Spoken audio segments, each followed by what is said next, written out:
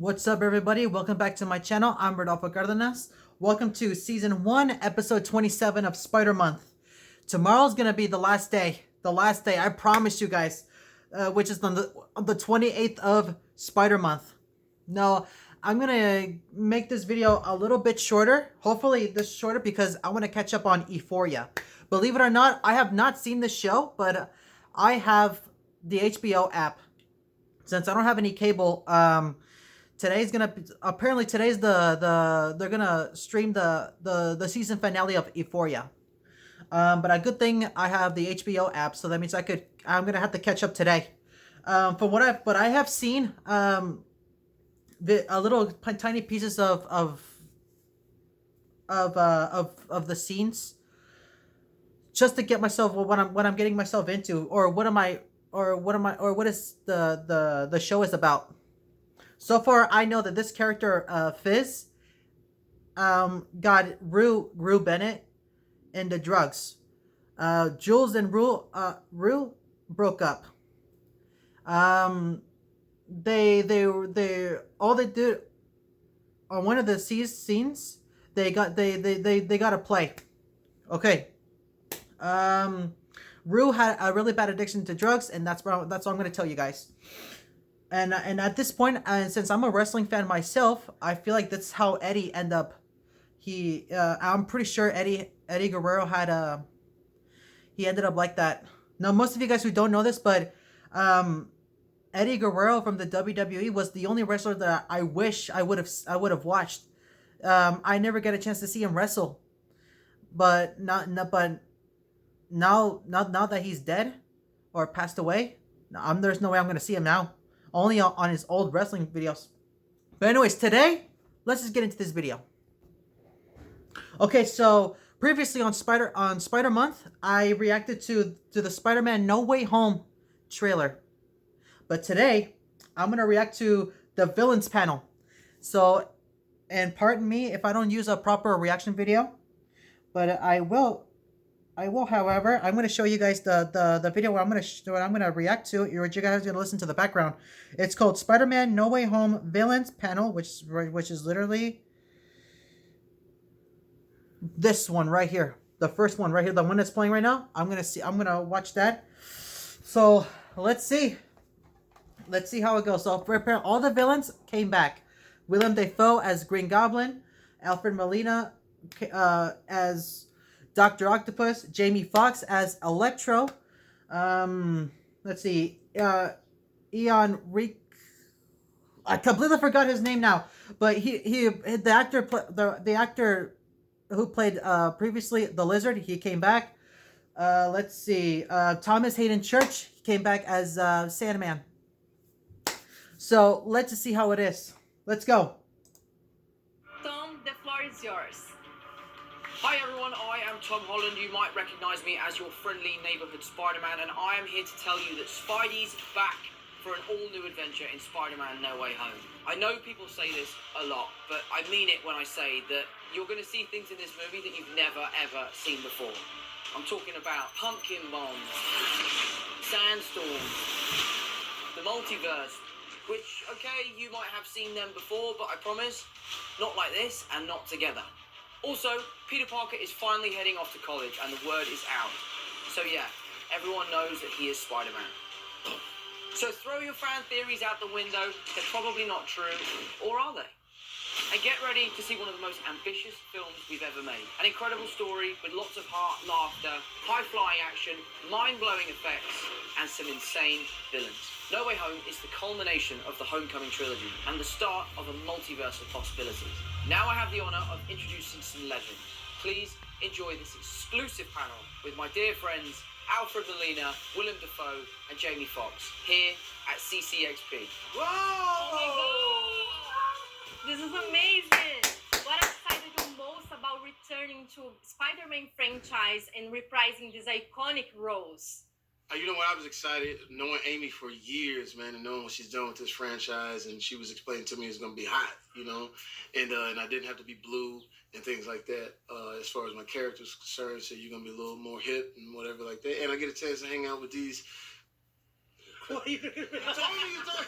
These incredible thespians. But I mean, to walk on set, man, and to see these guys, I literally like bowed to them, and we just been having a ball. Willen, how about you? Willem? You know, when I heard it, I thought, wow, that's pretty nutty. I guess be it pretty good in the first film, but I thought, okay, they can figure out a way to bring me back. But it was really the pitch. And like Jamie, I know Amy's history. She walked me through it, and then John, the director, kind of pitched the whole idea before I read a script, and it sounded like a lot of fun and a good solution. And then when we went deeper into it, I liked the idea that I was returning to something that was same but different. It's a return to something I did before with that kind of history, but there's a spin on it, and that appealed to me. Alfred? For me, it's just about the money. Oddly enough, Willem and I were kind of joshing the other day about how 20 years since his first Green Goblin, 17 years since my first time as Doc Ock, and these are the longest options that a studio has ever exercised on actors. Like we've been waiting. But it's the material, the pitch was excellent, and to be honest, when the idea was first suggested, my first thought was, hang on, I'm 17 years older, I've got chins, I've got wrinkles, you know, I mean, what are they going to do? And then, of course, I suddenly realised, wait a minute, they've got the technology. This isn't going to be a problem. But it's been very nice to come back to something that is familiar, but at the same time completely new, because the technology has moved on phenomenally since in the last couple of decades, you know, and so that's it's kind of still exciting. How did it feel to put the costume back on? You want to know the truth? Nobody knows how uncomfortable those costumes are. But they look good. We are actors. You forget about the discomfort, and you know, it's part of it. But the costumes are much more comfortable than they were before. I remember the initial fitting to create the costume for the Green Goblin. I stood there for 8 hours, and they put different preformed pieces on me. Now they scan me, and they can design it, and then make the costume, and then try it on me. It's a huge. I could only imagine. In the technology. Imagine me wearing a suit. We can do more things with them. Also, I don't know how much we want to fool with spoilers, but We love spoilers. the look's a little different. Old Norman and the Goblin are further down the line, and they have a few more tricks up their sleeve. So it's not an exact. There have been upgrades on the costume, let's say. Alfred, how about you? Yeah, well, the main difference between that film and this one is that the tentacles are all kind of CG now. They'll all be superimposed on me at a later date. Whereas in the original movie, they were mechanical, and I had them attached to me, and we had puppeteers working them and stuff. I So remember that's the seeing big that. difference. But it's just a great story. It's a wonderful world to be in. You know, it's we're having, you know, if I say so myself, we're having a lot of fun. A lot of fun. Jamie? I'm happy we got a brand new start, a brand new look. The blue, when we did it the first time, it was look, man, I didn't care. I was just happy to be in this wonderful chorus, and it was like you said, it was, you know, sort of like 2 or 3 hours or whatever like that. But with this new is fly. The homies is like, okay, we get you now. You know, when I was blue, they still roll with me. Which that wasn't comic accurate though. But with this one, it just feels more comfortable, and I think it feels more today, modern. Like, you know, not trying so hard. Like I sort of related to R&B back in the day. In R&B, you used to have fringes on your outfit, and you know, and like shoulder pads and things like that. Now you can sing. You know, so it's like now we're just singing. What do you love most about portraying a villain? The thing about grounded villains is that, and this is what's so wonderful about the villains in the Marvel universe, if you like, is that so many of them become villains almost reluctantly, almost in spite of themselves. You know, an accident happens or some terrible tragedy, and it transforms them, and that's what makes them very playable, because it's not just mustache twirling. There's some real depth to it, and that's what makes them interesting. I mean, in a lesser environment, us as villains, we would just be functionaries. We would just be there to, you know, get the plot going. But here we've got real storylines. We've got where they are real people, and so, you know, it's Green Goblin has a case to state this time. yeah. He's trying to make his case. Mm-hmm. A philosophy of life. It's not just about some kind of abstract muscle twirling power grab. It's about... Are you suggesting I'm a twirling power grab? Now look here, I'm classically trained. A tricky one. Which villain is the most terrifying? I mean, it's The Green crazy. Goblin. It's The crazy Green Goblin because, for like me I is said, the we've most just been terrifying. watching Willem, and it seems personal. because with Electro, it's like Electro and us. It's to the world. The world did me wrong. But when something is personal, and you could go all the way back to Shakespeare, when something is personal, and that either that jealous thing, there's nothing that can beat that. No matter what costume you put on, no matter what you say. So when he speaks, he has the power, and I think you'll really. But I'm being right though. It'd be different if I was blowing. Like here's the thing. But if I was blowing, but here's the thing. But if I was blowing smoke, he'd know it. Here's the thing.